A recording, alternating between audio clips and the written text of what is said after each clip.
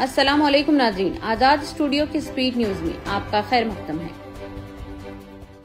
हिमाचल प्रदेश में एक हिंदुत्व तंजीम हिंदू जागरण मंच के अरकान ने अक़लियतों को रियासत छोड़ने की धमकी दी है और कहा कि वो देवभूमि को आलूदा कर रहे हैं। दी ऑब्जर्वर पोस्ट की तरफ से शेयर की गई एक नामालूम वीडियो में, जो इतवार 6 अप्रैल को सोशल मीडिया प्लेटफॉर्म्स पर मंजर आम पर आई, मुसलमानों के एक ग्रुप का सामना हिंदू जागरण मंच के मेंबरान से होता है, जो वाज़े तौर पर धमकी आमेज आवाज में मुतालिबा करते हैं कि वो अपना आधार कार्ड या कोई और शनाख्ती सबूत दिखाएं और अगर अक़लियती तबके से हैं तो रियासत छोड़ दें। रियासत उत्तर प्रदेश के शहर संभल की शाही Jama Masjid archaeological survey of India के भेजे गए नए साइन बोर्ड की वजह से एक बार फिर सुर्खियों में है। एएसआई ने मस्जिद को इसके आम नाम के बजाय जुमा मस्जिद तहरीर करवाया है। ताहम कुछ लोगों ने दोबारा शाही जामा मस्जिद का बोर्ड लगा दिया है। इस दौरान एसपी के एमपी जियाउर रहमान बर्ख संभल तशद्दुद मामले में एसआईटी के सामने अपना बयान रिकॉर्ड कराने के लिए पहुंचे थे। बर्ख पर तशद्दुद भड़काने का इल्जाम आयद किया गया है।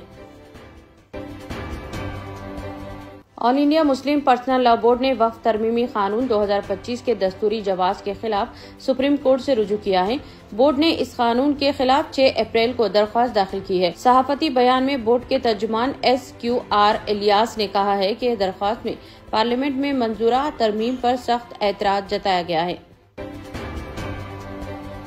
सुप्रीम कोर्ट वक्फ तरमीमी एक्ट 2025 से मुताल्लिक़ दायर दरख्वास्तों की 15 अप्रैल को समाअत कर सकती है। सीनियर वकील कपिल सिब्बल, अभिषेक मनु संघवी और निजाम बादशाह ने अदालत से जल्द समाअत की दरख्वास्त की थी। इस कानून के हवाले से अब तक सुप्रीम कोर्ट में 11 दरख्वास्तें दाखिल की गई हैं।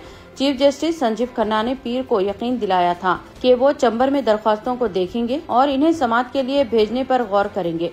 जब कपिल सिब्बल ने दरख्वास्त गुजारों की तरफ से मामला चीफ जस्टिस संजीव खन्ना के सामने पेश किया तो CJI ने इन्हें रोक दिया और कहा कि ऐसी दरख्वास्तों पर गौर करने का एक अलग तरीका है। अदालत ने इस मामले की फौरी समाअत से इनकार कर दिया, लेकिन कहा कि दरख्वास्तें जल्द दर्ज कर दी जाएंगी।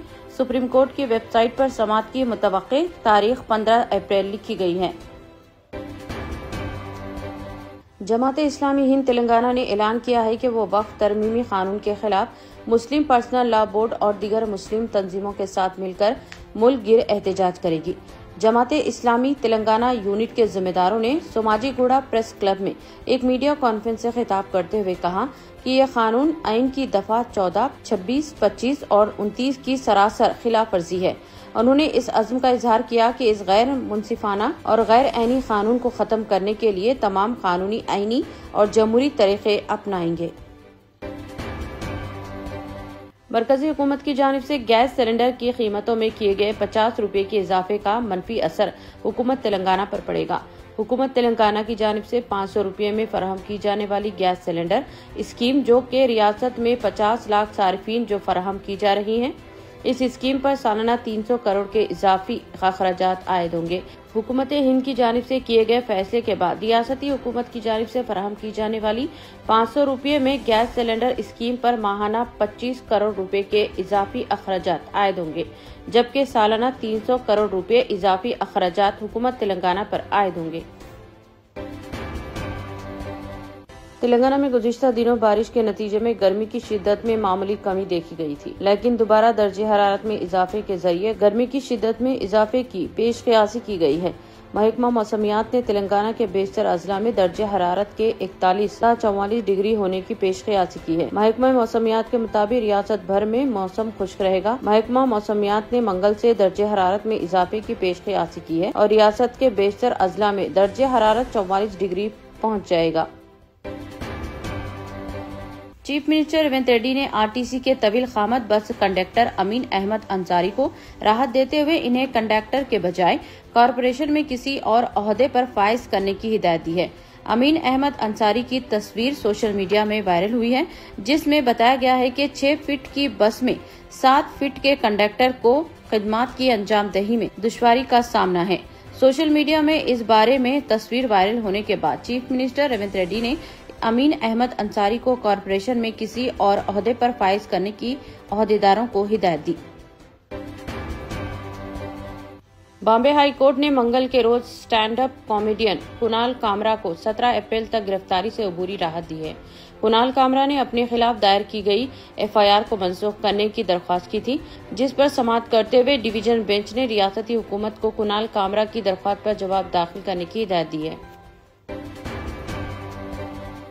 मुल्क भर में सनसनी फैलाने वाले दिलसुख नगर धमाकों के मामले में तेलंगाना हाई कोर्ट ने एक अहम फैसला सुनाया है। 5 मुजरिमों को एनआईए अदालत की तरफ से दी गई सजाए मौत को मनसूख करने के लिए मुलजिमीन की जानिब से दायर की गई अपीलों को हाई कोर्ट ने मुस्तरद कर दिया। हाई कोर्ट ने एनआईए अदालत के फैसले की तौसीक कर दी।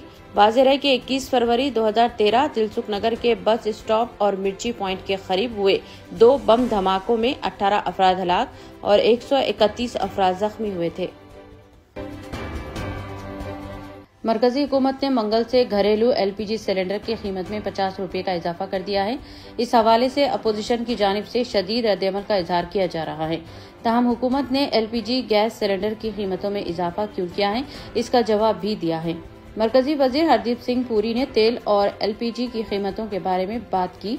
पेट्रोलियम और कुदरती गैस के मरकजी वजीर ने पेट्रोलियम और एलपीजी की कीमतों में इजाफे की वजह बताई। उन्होंने कहा कि उज्ज्वला योजना के जरिए गरीब और देही खानदानों को जोड़ा गया, लेकिन इस स्कीम को नाफिज करने वाली कंपनियों को नुकसान उठाना पड़ा। इसके बावजूद हुकूमत ने इस बात को यकीनी बनाया कि एलपीजी गरीबों तक पहुँचे और खाना पकाने के लिए साफ ईंधन दस्तयाब हो। जयपुर के इलाके नाहरगढ़ में पेश आए एक सड़क हादसे में 2 अफराद की मौत वाक़ई हुई, जबकि 7 अफराद जख्मी हैं। सोशल मीडिया में वायरल होने वाले वीडियो में देखा गया है कि नशे की हालत में एक शख्स ने तेज रफ्तारी के दौरान कई गाड़ियों को रौंद डाला। मुकामी अफराद ने इस कार का पीछा किया और इस शख्स को पकड़ते हुए मुतालिका पुलिस के हवाले किया गया। मुसाफिरीन से भरी ट्रेन में एक गैर मुतवक्के वाक़या पेश आया, जिसके बायस मुसाफिरों में अफरा तफरी फैल गई। तेज रफ्तार से दौड़ने वाली ट्रेन के डब्बे अचानक अलग हो गए, जिसके नतीजे में इंजन आगे बढ़ता गया, जबकि पीछे के डब्बे पटरी पर रुक गए। यह हादसा आंध्र प्रदेश के जिले श्रीकाकुलम के इलाके पालसा में पेश आया। तफसीलात के मुताबिक सिकंदराबाद रेलवे स्टेशन से रवाना होने वाली Falaknuma super fast express train अपनी मंजिल की तरफ जा रही थी। इसी दौरान जब ट्रेन पालसा के मुजाफाती इलाके के करीब पहुंची, कई डब्बे अचानक अलग हो गए और पटरी पर रुक गए। इत्तला मिलने पर रेलवे हुक्काम ने फौरी हरकत में आते हुए कार्रवाई की। वज़ीर आज़म हिंद नरेंद्र मोदी की दावत पर दुबई के वली अहद और मुत्तहिदा अरब अमारात यूएई के वज़ीर दिफा शेख हमदान बिन मोहम्मद अल मक्तूम अपने 2 रोज़ा सरकारी दौरे पर हिंदुस्तान पहुंचे। ये दुबई के वली अहद के तौर पर शेख हमदान का हिंदुस्तान का पहला सरकारी दौरा है। इनके साथ कई अहम उजरा, आला सतह के सरकारी अफसरान और कारोबारी रहनुमाओं पर मबनी एक वफद भी शामिल है। अपने दौरे के पहले दिन शेख हमदान ने वज़ीर आज़म हिंद नरेंद्र मोदी के अलावा मरकजी वजीर डॉक्टर एस शंकर और वज़ीर दिफा राजनाथ सिंह से तफसीली मुलाकात की और बाहमी ताल्लुकात को मजबूत बनाने के सिलसिले में पेशरफ्त भी की। मुमलिकत सऊदी अरबिया में सयाहत पर एक अरसे से गैर मामूली तवज्जो की जा रही है।